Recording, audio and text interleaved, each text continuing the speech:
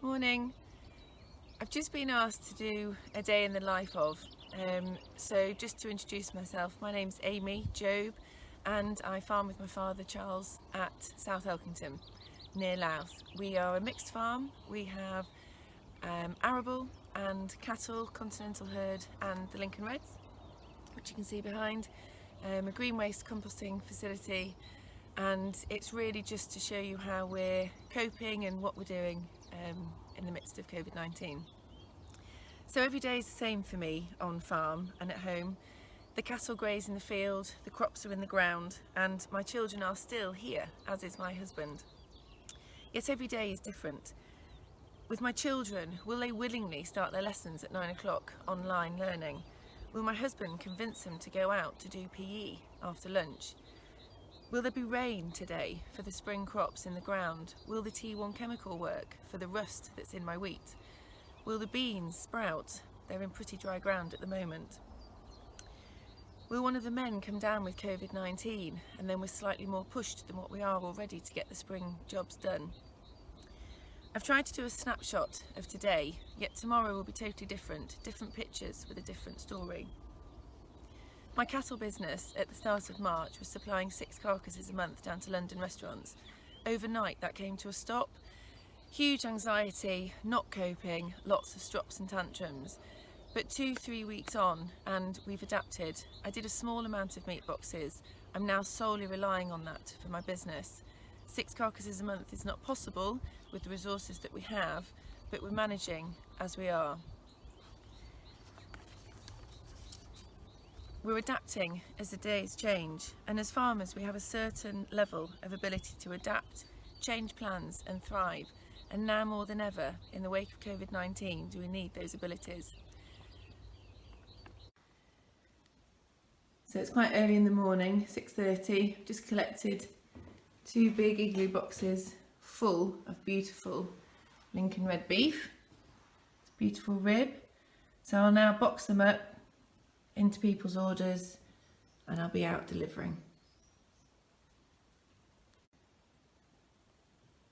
So these are all the meat boxes packed, all with a label on so everyone knows where they've come from, and then lots of bags filled with short ribs, stewing steak, flat iron steaks, there's some chuck mince, all ready to be out delivered this morning. Got the Lincoln Red carvers here, you can see a little carve in the corner. These ladies are all ready to go out in the next week. And they've all done. Good morning.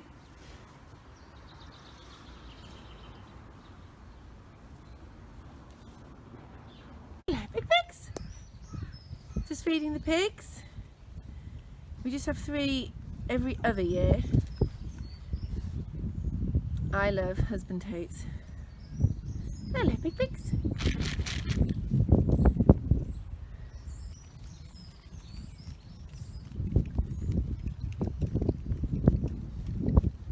Hello.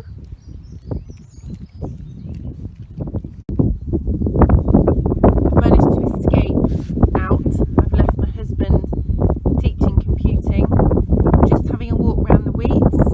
This is a September drilled, which was against my will, but I'm so pleased that we did. It's our furthest forward wheat and it's nearly ready for its T1, which is great news.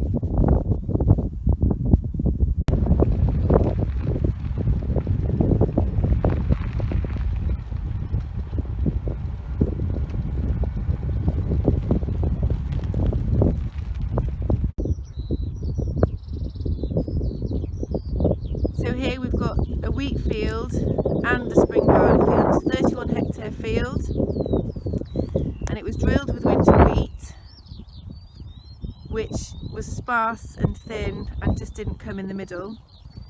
So we've ended up cutting 12 hectares, whipping that up, and you can just see we've put the spring barley in, which is just starting to come up. So the fertiliser is going on at growth stage 12-13. We've gone to liquid this year, which is a joy for me. It took 8 years, but we're there. So that's a snapshot of the day. today. If at the end of the day you can find 5 seconds, 10 seconds, 60 seconds just to be calm and have a moment of reflection on the day and to work out how you're going to cope with tomorrow, it's really important. I'm going to leave you with a poem. If it's been slightly adapted, but it just puts the day into a sense of calm. If you can leave your cows to calve without you when all about are calling in the vet. If you can trust yourself when all men around you doubt you, to breed a herd that's tough in drought or wet. If they can graze in peace, no horns, no handling, and fatten out on grass or in the shed, and breed with ease and flatter every landscape, you're pretty smart. You've chosen Lincoln Red. Stay safe. Thank you.